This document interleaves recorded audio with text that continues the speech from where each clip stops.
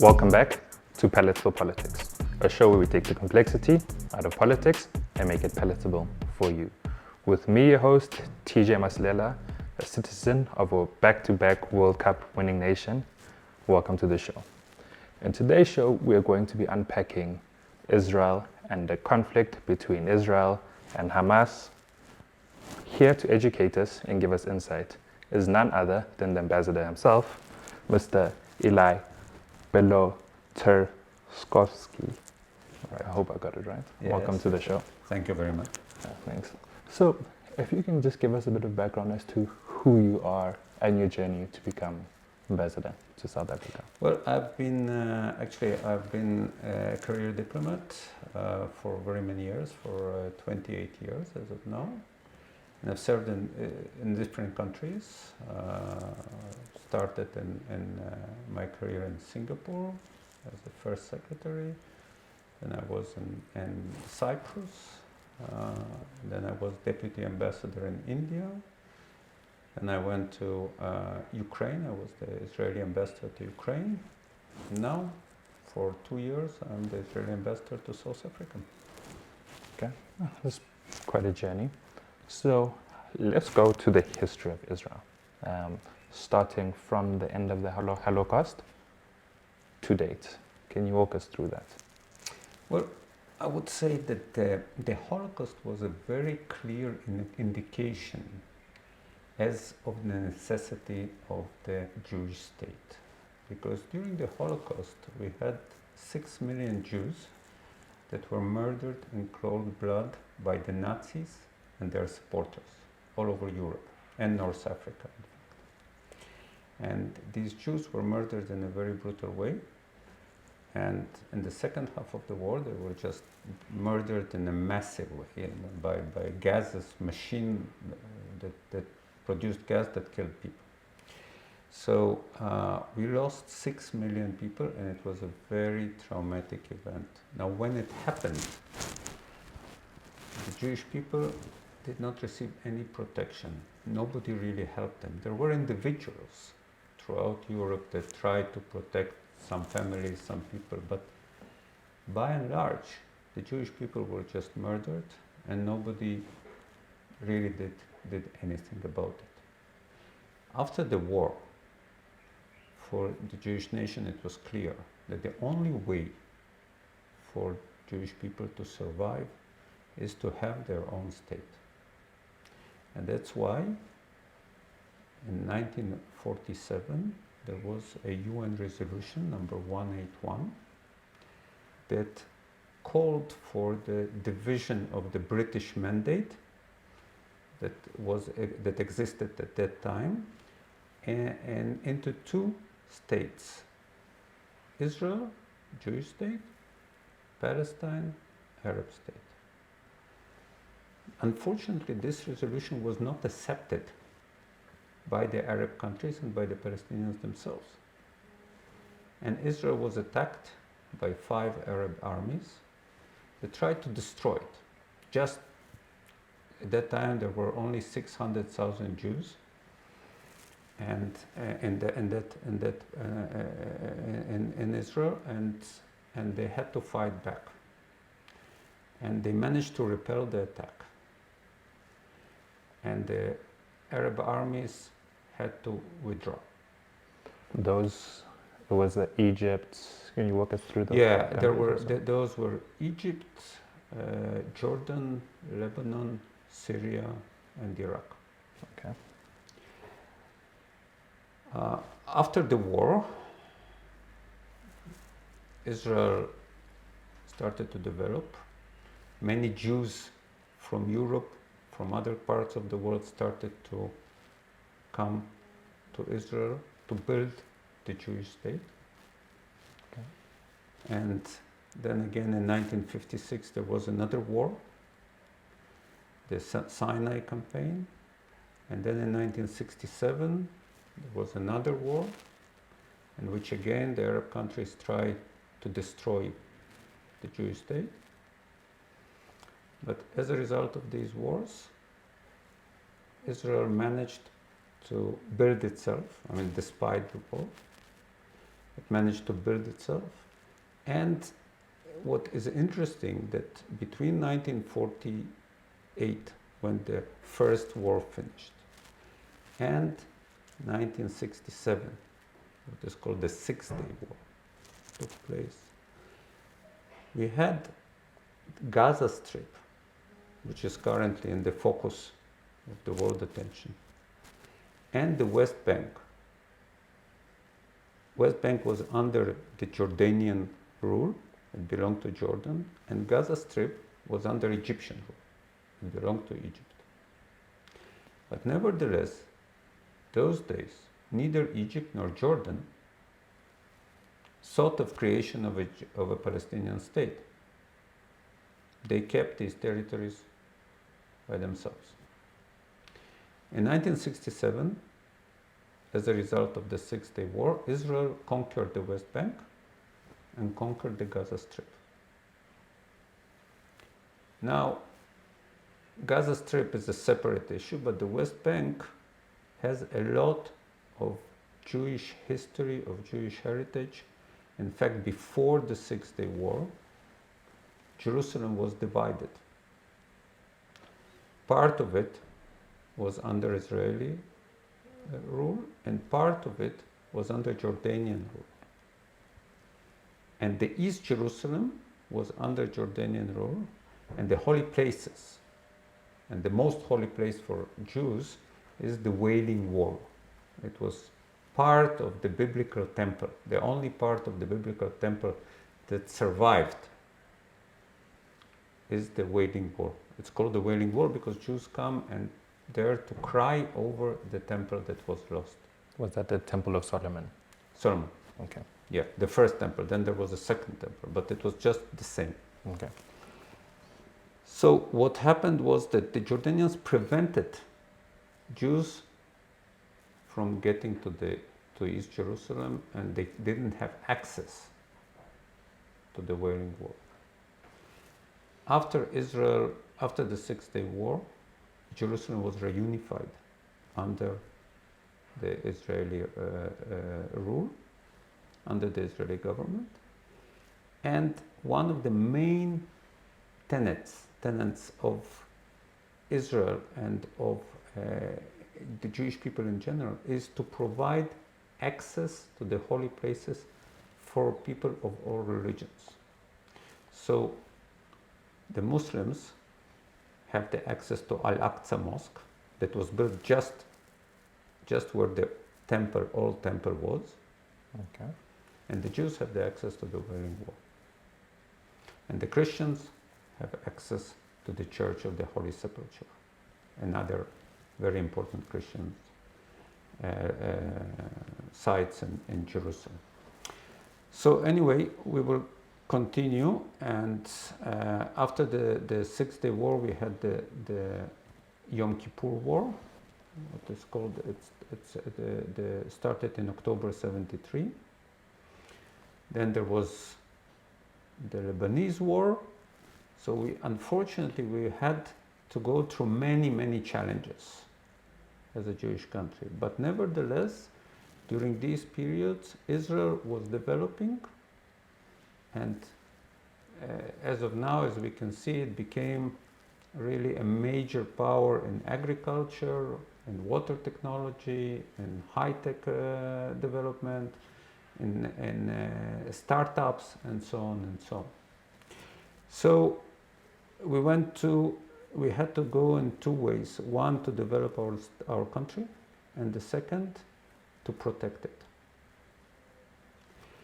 Now, during all this time, we tried to reach peace with our Arab neighbors. So the first success was in 1979, when after the Yom Kippur War, what we call the 73, it was in 1973, after that war, we had a breakthrough with Egypt. The then president of Egypt, Anwar Sadat, he decided that war is enough, and he came to Jerusalem to sign a peace treaty. So we had a peace treaty with Egypt. That was the first major breakthrough. Then in 1991, following the collapse of the Soviet Union, we had the Madrid Conference.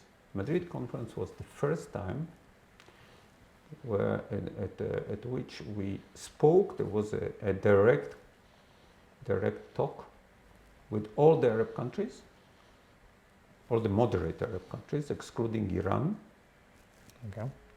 But the moderate Arab countries, we met them at Madrid, and there was a serious attempt to reach peace between Israel and the Arab countries. So the result of this was in 1994 a peace treaty with another Arab country, Jordan. Okay, and there was an attempt to reach some kind of a solution with the Palestinians that were represented by what is known as PLO, Palestinian Liberation Organization, that was then headed by Yasser Arafat. Then, so we had, as a result of Madrid talks, we had established diplomatic relations with Morocco, with Tunisia, with Oman, with Qatar, and we had signed a peace treaty with Jordan. So that was another major breakthrough. So which one was the Oslo Accord? Oslo Accord. That's the Oslo Accord, okay. That's not Oslo Accord. Oslo Accord related to the relations with the Palestinians. Okay, all right. Okay? We'll now, as a result of the Oslo Accord, there was a serious attempt to create some kind of a framework in which Israel and the Palestinians could live together. And in the West Bank and Gaza Strip, there was something that was called the Palestinian Authority. Okay, it was one step before being a state. It was a Palestinian Authority that was headed by Arafat. What happened next was that during the 90s, the second part of the 90s, there were major attacks, terrorist attacks inside Israel. There were bombs planted in buses. There were school children that were attacked. It was a very serious onslaught on Israeli civilians. And we tried to convey to the Palestinians that they must prevent it, must stop it, but they did not. Because Arafat believed that it's another measure to pressure Israel into some kind of more concessions. Okay, so in 1999,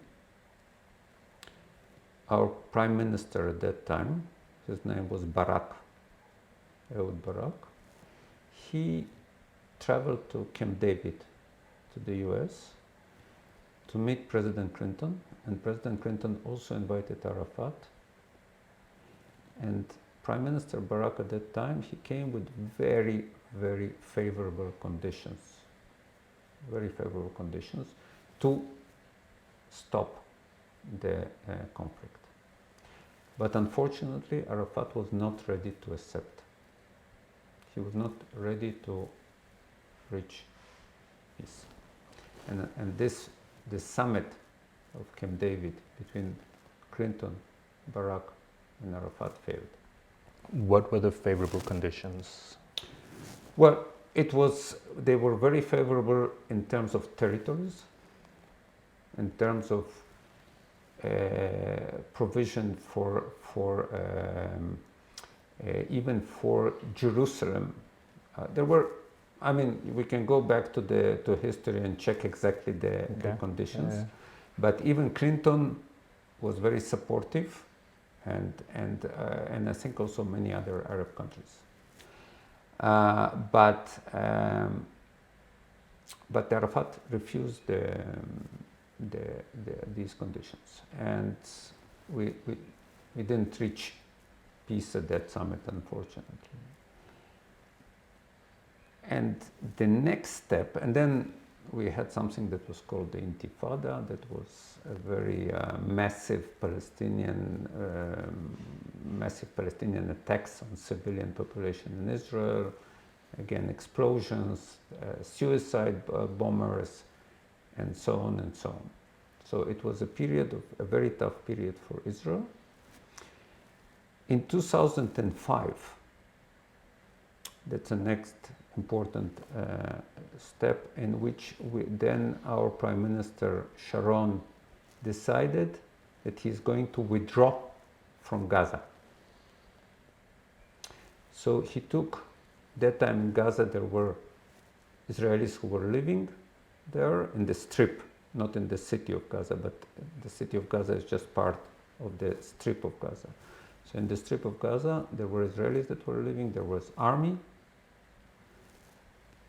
He withdrew completely from Gaza, and Gaza was passed to the Palestinian Authority. In 2006 there were elections in Gaza, and the Hamas won a majority. And in 2007 the Hamas just took over. They throughout, so many people were killed there also, the Palestinian people from the Palestinian Authority, and the Hamas basically became a dictator of Gaza. Since then, there were no more elections. So 2005 was the last election? 2007. Sorry. Yeah, 2007 were the last elections. So since then, the Hamas is in charge of Gaza, and Israel is out. It's not in Gaza at all. And one needs to understand, people always, not always, but sometimes we hear about, blockade of Gaza. But Israel cannot blockade Gaza, because Gaza has border with Egypt. It's a small border, but if you look on the map, you will see. And near this Egyptian city, which is called Rafah, and they have a border with a crossing called Rafah crossing. So Israel cannot blockade a country which has a border with another country. So basically, Israel's on the other side, like Israel is on the north and border. The east, but on the south is Gaza and Egypt. Part of the south is Egypt. Okay. So then the next step was the Abraham Accords. Okay, so in 2018, during President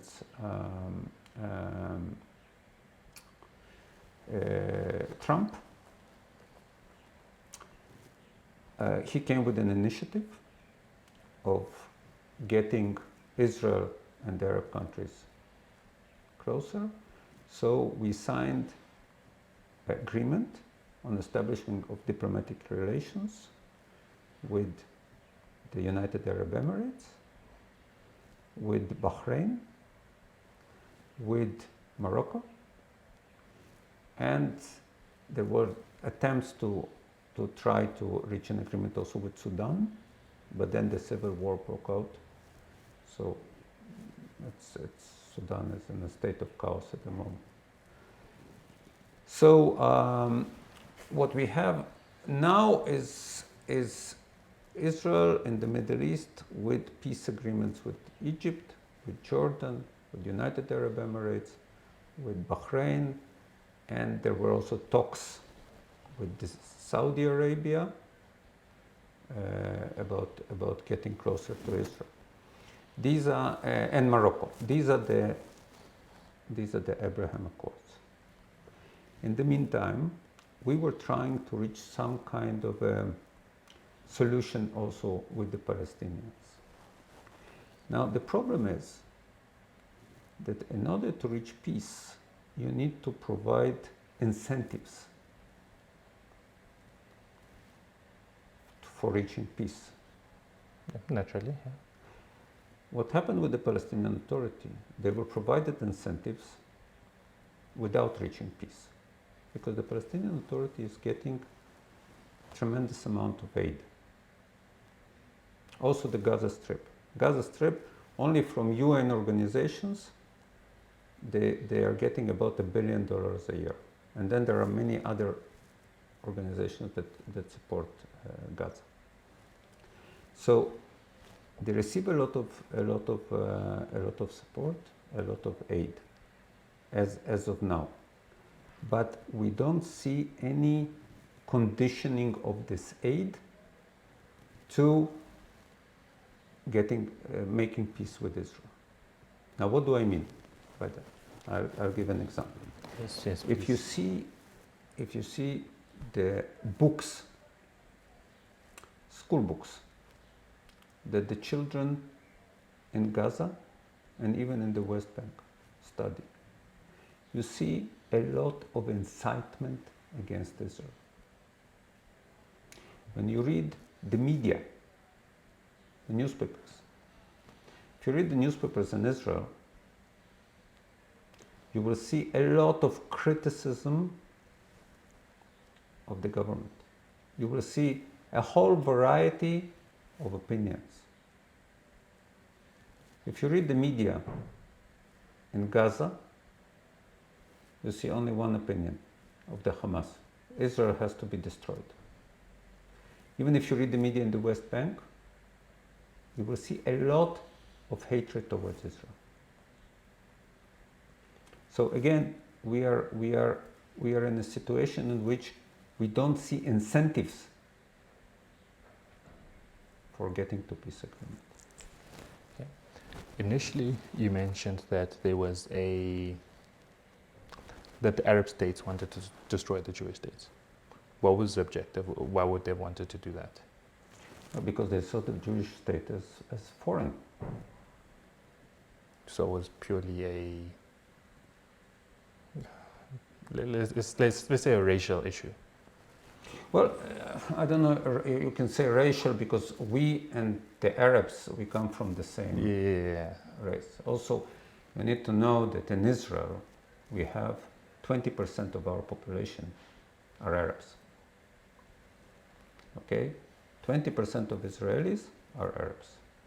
And these 20%, they are full, they have the full rights of Israelis. So we have Arab judges, we have Arab ambassadors, we have Arab, we have Arab members of parliament, we have Arab parties. The previous government had an Arab Islamic party as part of the coalition. So Arabs are an integral part of the Israeli society, the Arabs that live in Israel. Okay. So it's not a question of, it's not a racial thing here. Yeah, no, but it's true that when Israel was established, there was an attempt to destroy it. Then we managed to, as I said, we managed to reach peace agreement with Egypt, we managed to reach peace agreement with Jordan, with the United Arab Emirates, and so on. So it was more accepted, let's say. Yes. But there are still organizations like the Hamas that are very extreme, and they are not ready to accept any solution except destruction of Israel. And they say it in their charter. This is very clear. How would you define the relationship between Israel and Palestine versus Israel and Hamas? If you were to distinctly define them. Well, again, when we speak about Palestine, we are speaking about Palestinian Authority. Okay. Okay, they are in control of the West Bank. Okay? The relations there is, we in many fields we work together, but we feel that there is no real will there to reach a peace agreement. In Gaza, in control is Hamas, and they have been attacking us ever since they came to power. Now, this has been done on a relatively small scale, and it didn't attract a lot of attention, although many people in Israel got killed because of terrorist attacks of the Hamas. What happened on the 7th of October was something else. That was attack on a massive scale. And it was accompanied by a massive barrage of missiles from Gaza into Israel. And these missiles created, people got into bomb shelters. There was an alarm, and under this barrage of missiles, there was a massive infiltration of Hamas terrorists entering into towns, villages, communities in southern Israel, attacking people in a party. There was a big party of love and music and so on of young people. There were I think 260 people were killed in this attack that just went to the party. They brutally, in a very savage way, killed families. They documented themselves, so you don't need to look too much for a proof for this. They just documented. They were very proud of it. They killed babies. They killed parents. It was a massacre, a complete massacre, and they actually demonstrated who they really are, and who they are a continuation of ISIS. Maybe even worse, because such atrocities even ISIS did not have. So I hear sometimes all sorts of attempts to justify this. Yes, they were oppressed. Even here in South Africa, there are some people who kind of imply it. But such murder of innocent people cannot be justified in any way. There is no justification.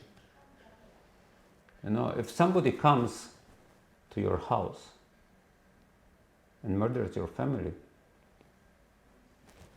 there can be no justification for this.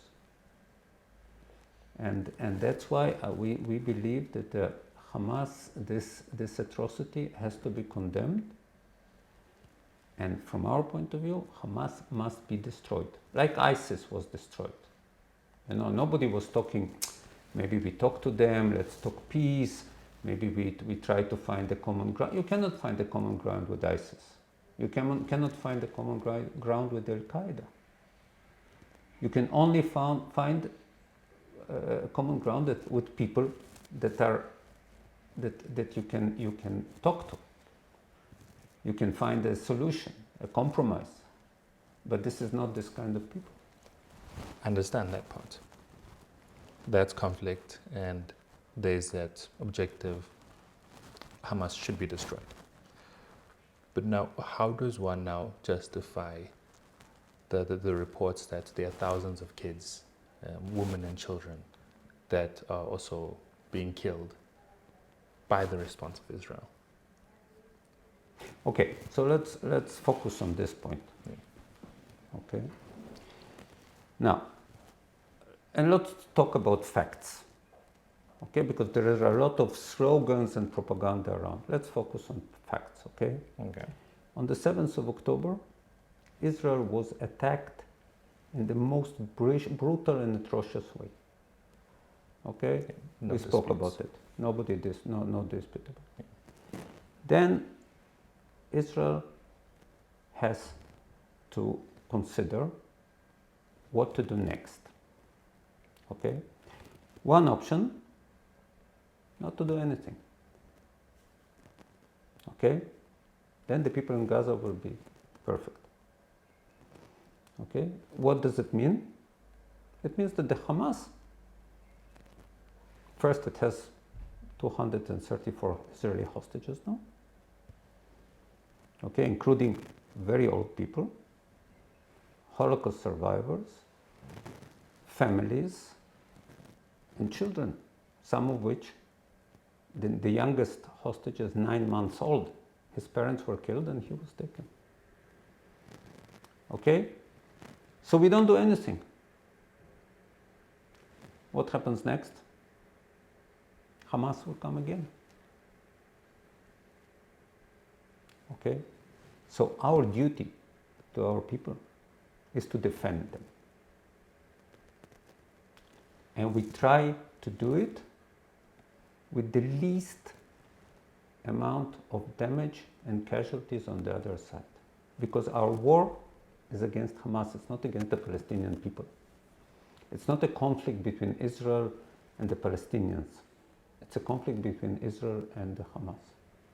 But what we see, that the Hamas is using their civilian population. Every time we attack a certain area, we inform the people, we throw leaflets, we use calls, we call them, we tell them, we are going to attack this area, please leave. And they get this message.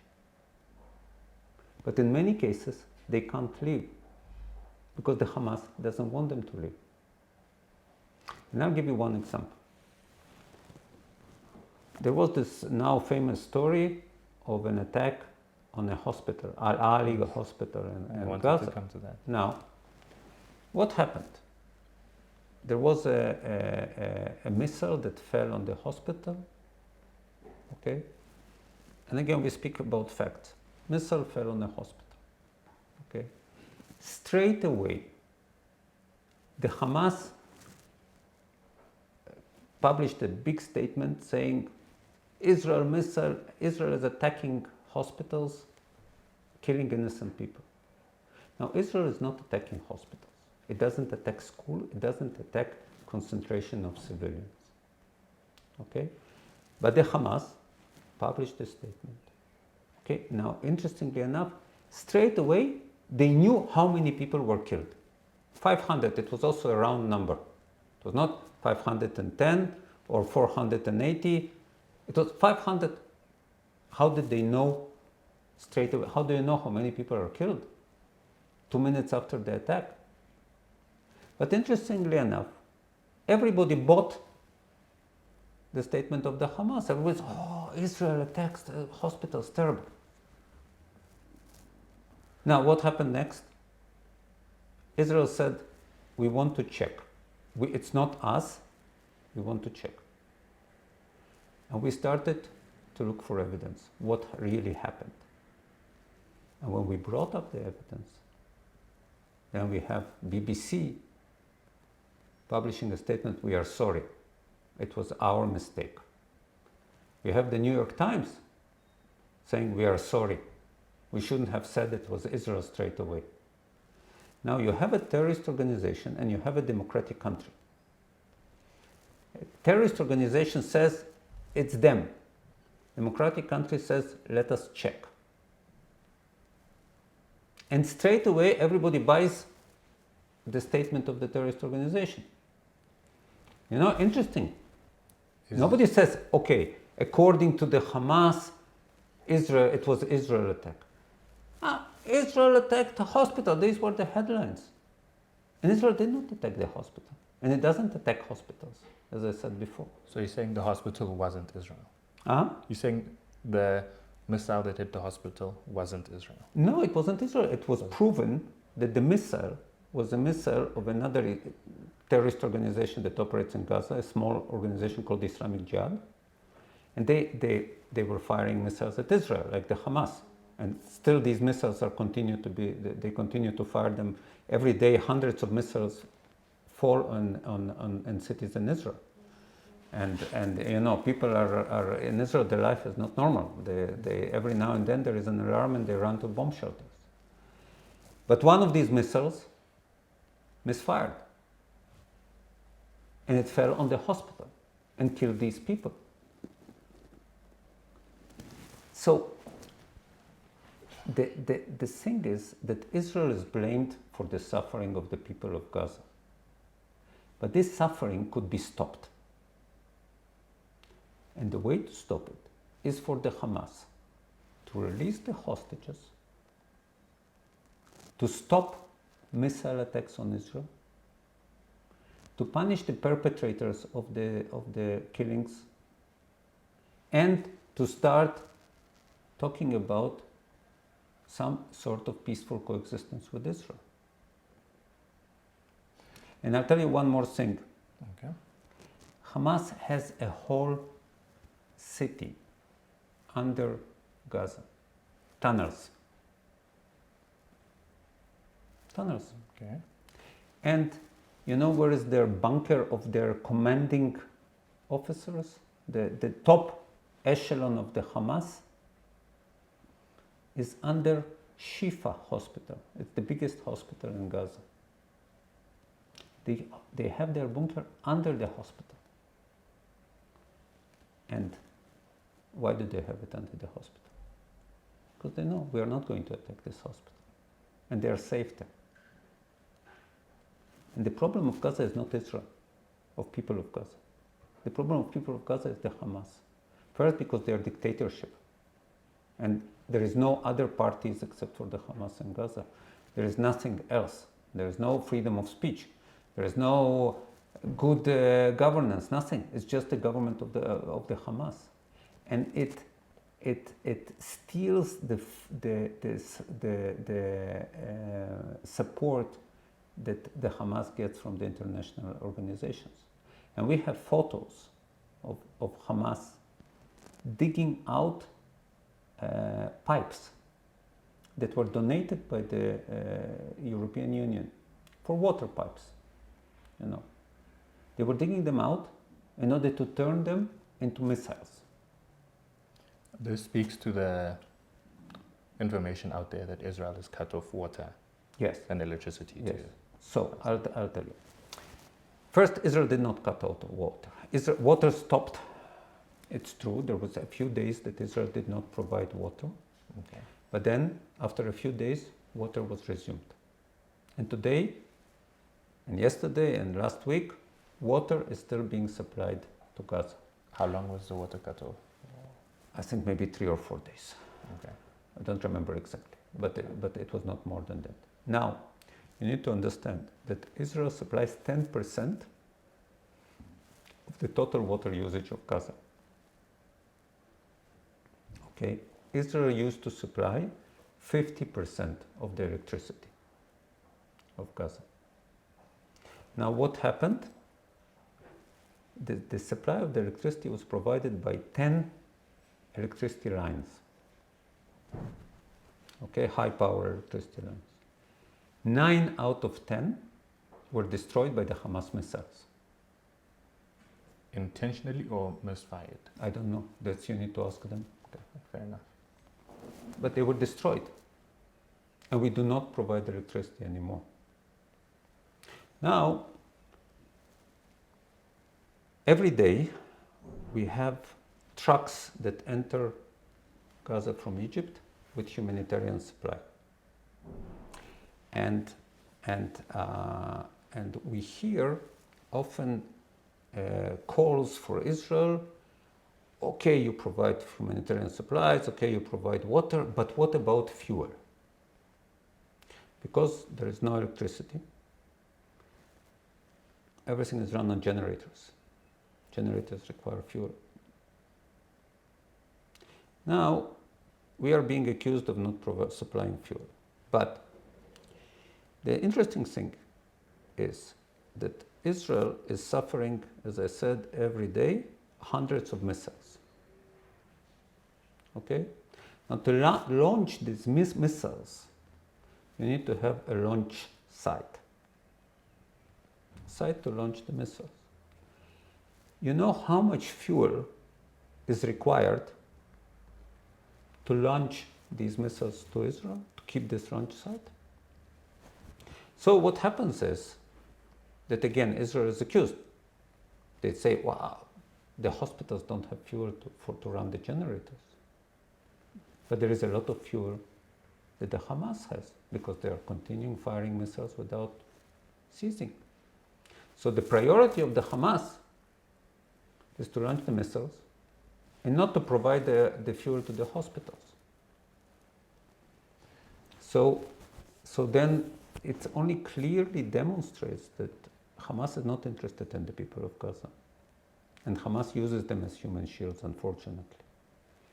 And they can prevent the suffering of the people of Gaza. And we don't want anything from Gaza. We don't want any land. We don't want any kind of benefits, nothing. We just want to live in peace in our country. Two things from that. One, you said that Hamas basically uses the Palestine people as a human shield. And that when you guys attack, there's a warning that's sent out. And people don't leave. With the information out there, one would say that it's because it's cordoned off. That people are either cordoned off or restricted access. Because when you say, if you're going to launch an attack, say, hey, I'm going to bomb there, and people don't leave, they're there when the rocket, whatever hits, and they die, the women and children. Can you? So we really try to focus on the Hamas terrorists themselves. Now there is a lot of information coming out from Gaza. And if you remembered, as we mentioned before, a good example was this hospital that straight away they said 500 people. And this information came from the Gaza Ministry of Health. Like all the other information comes from the Gaza Ministry of Health. The Gaza Ministry of Health is not a reliable source of information because it's under the Hamas. And it's again manipulated for the Hamas purposes. So most of it's propaganda. So we don't know really the casualties, the number of casualties. But it doesn't matter because at the end of the day, we regret and we are really sorry for any loss of life, of any civilian, of any uninvolved person. We don't want to harm any person that is not involved and has nothing to do with the terrorist organization. But on the other hand, we need to defend our people and we need to destroy Hamas. Because if we are not going to destroy it, we are going to suffer more and more attacks like that.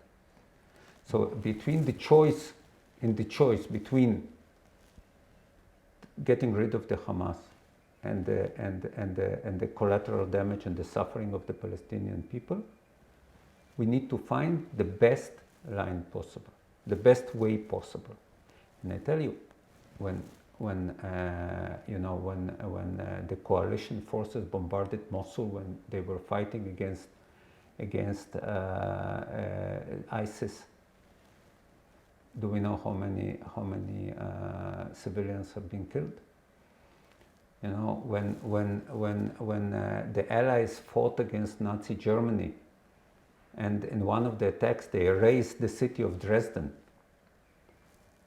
Okay, do we know how many civilians have been killed? And I'm not justifying this. I'm not trying to justify at all. But we are really trying to focus only on the Hamas itself. And we are deeply sorry and very much regret any victim of this war that is not involved. It shouldn't have happened. But it's a war. Is there anything stopping the Israeli state from attacking with, I don't know whether it's SWAT teams or special forces that, like with ground forces that go particularly, there they are, like you said, they're under a hospital.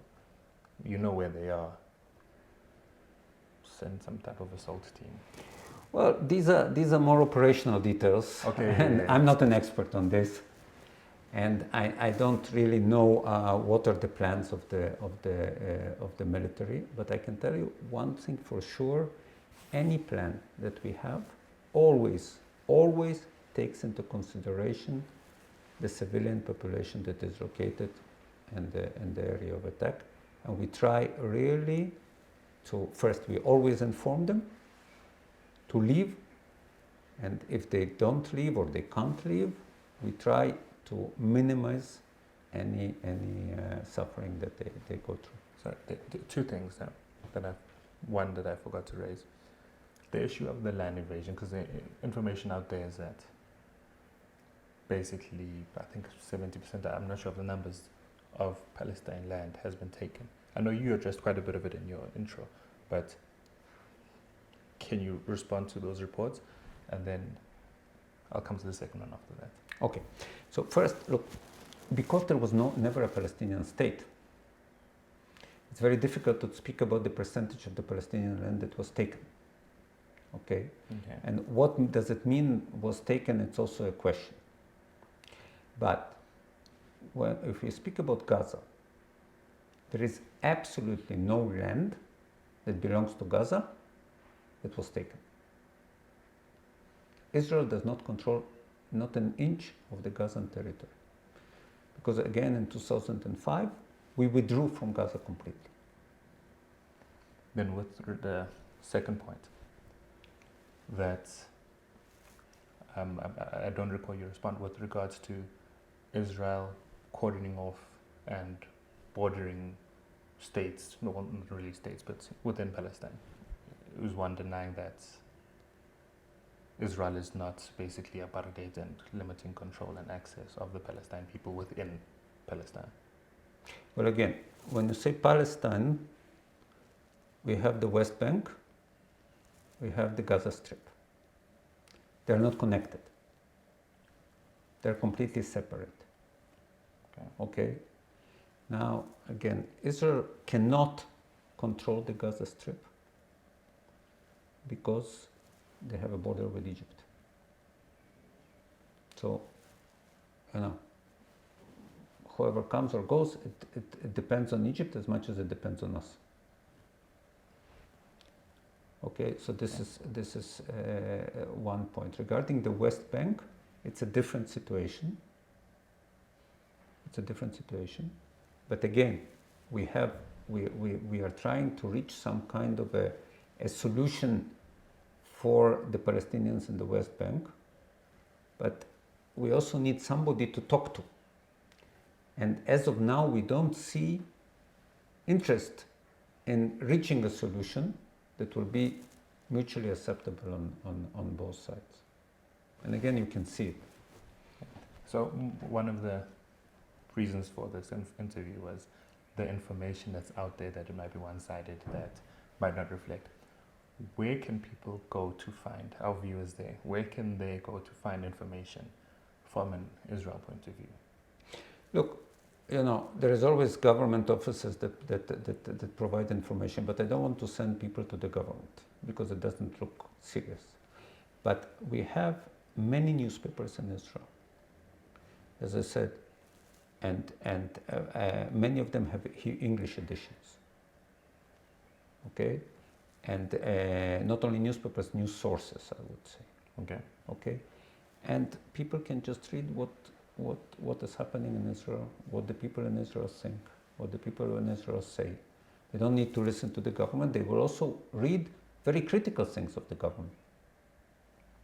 So but just to give you one example, some people here in South Africa, they like to quote Israeli human rights organizations.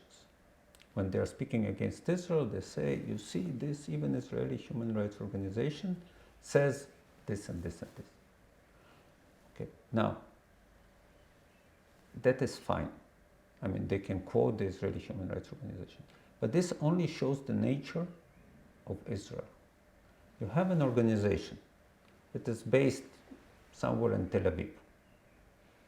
Okay, it's well known, and it's extremely critical of the government. And it's fine. And they publish documents. And it's fine. Nobody really cares because Israel is a democratic country. And they can say what they want. Okay, but if you look at the Palestinian side, You will not see this. You will not see freedom of expression. There are people that think like that. There are people who think that we need to compromise with Israel. There are people that think we need to reach peace. But they will be terrorized. They will not be, they will be afraid to say it. And this is something what I spoke about, incentives for peace. Okay, no, thank you. For your guys' benefit, in the bio, I'm gonna include a few places where you guys can get information, and whether it's news agencies or government, so that you can decide for yourselves. But Ambassador, thank you very much for making time. Thank you for this opportunity.